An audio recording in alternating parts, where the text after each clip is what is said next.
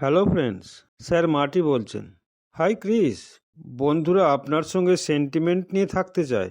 কি ক্রিস, যদি এই সেন্টিমেন্ট ঠিক না হয় তাহলে কি কোম্পানি ঠিক নয়? ওরা যে মিথ্যা প্রচার করছে। এটা ঠিক যে আমরা কোম্পানির আশাকে ঠিক করতে যাচ্ছি, কিন্তু আমরা যেন বুঝতে পারছি যে মাঝে মাঝে কিছু লোকের জন্য হয়তো তা পারবো না। কিন্তু আমরা যা করতে পারি তা হলো আমরা সবাই একে অপরের উপর মনোযোগ দিতে পারি এবং নিজেদেরকে শক্তিশালী করতে পারি। এদিকে ক্রিস আমাকে বলছিলেন, যদি আপনার এমন কিছু লোক থাকে যেখানে আপনি সেই লোকেদের আশেপাশে থাকেন এবং সেখানে একজন বা দুজন ব্যক্তি যদি থাকে, তাহলে তারা কাজের জন্য আপনার কাছে সাহায্য চাইতে পারে। তারা ভয় পেয়েও থাকে। আপনারা জানেন, আমরা সবাই এখানে অনেক দিন ধরে আছি। অতএব যদি আপনার কাছে আমাদের মতো এমন মানুষ থাকে যাদের মুখ থেকে বের হওয়া প্রতিটি কথাই যদি সত্য না হয়, তাহলে তারাও এখানে কয়েক বছর ধরে আছে কেন? নেতিবাচক কথা আমি পছন্দ করি না, আমি ঘৃণা করি। আমি সেখানে যাই, মানে আপনাদের সাথে যোগাযোগ করতে চাই। আমার মতো যারা যেতে চায় তাদের দিকে মনোযোগ দেওয়া উচিত। আমি মনে করি আপনি আশা এবং স্বপ্নের দিকে তাকান। আপনাকে একটা উদাহরণ দিচ্ছি। তখনও আমি আমার কোম্পানিতে আছি। একদিন সব শেষ করে চলে এলাম।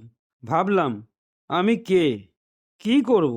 মনকে স্থির করলাম, অপরের জন্য কিছু একটা করতে হবে। আপনি জানেন, আমি ইতিমধ্যে এই বিশাল কাজ শুরু করে দিয়েছি এবং আমি বড় গাড়ি কোম্পানি এবং তাদের সকলের দিকে যখন তাকাই, তারা কোটি কোটি ডলার দিয়ে যেন আমাকে চিহ্নিত করে। আজ আমি সবসময় সেটা মিস করি। এটা ছিল heart to heart affiliates business. এরা 10 লক্ষেরও বেশি গ্রাহক এনেছিল এবং যখন প্রথম শুরু করেছিল তখন ওই কোম্পানি কোনো বিজ্ঞাপন দেয়নি। তারা এই একটি ছোট কোম্পানি তৈরি করতে যাচ্ছিল, যেখানে কয়েকশো লোক, হয়তো কয়েক হাজার লোক কিছু অর্থ উপার্জন করতে পারে এবং তাদের একটা দীর্ঘমেয়াদী লক্ষ্য ছিল। আমরা বর্তমানে এখন যেটা করছি, কিন্তু তুমি তো জানো কি ঘটনা হয়ে গেল। ঈশ্বর জানতেন তিনি হৃদয়ে কি চান এবং মানবতার উন্নতির জন্য তার আসল আবেগ কি।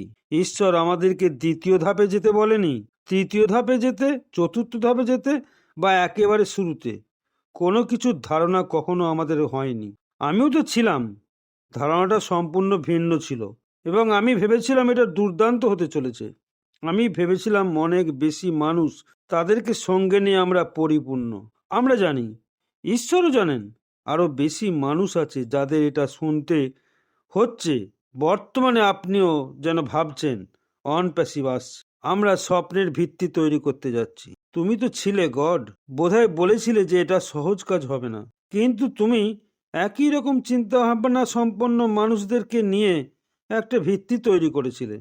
তুমি বলেছিলে, আমি তোমাদের পথ দেখাবো এবং তুমি এটা তৈরি করবে এবং অন প্যাসিভ আসবে। এই নির্মাণের সময় আমরা এখন যেখানে আছি, কত কাজ যে করতে হচ্ছে। সে ছিটকে পড়েছিল, আমরা সবাই ছিটকে পড়েছিলাম।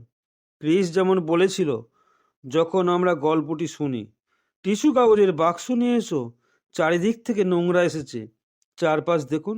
লড়াই করা যেন যথেষ্ট কঠিন। যখন একটি ফ্রন্ট লাইন থাকে এবং আপনার শত্রুরা আপনার সামনে থাকে, তখন যেন যুদ্ধ অবধারিত হয়। কিন্তু যদি আপনার শত্রু আপনার চারপাশে থাকে, তবে লড়াই করা কিন্তু তখন কঠিন হয়ে পড়ে এবং আমার জন্য এটা সত্যিই দুঃখজনক।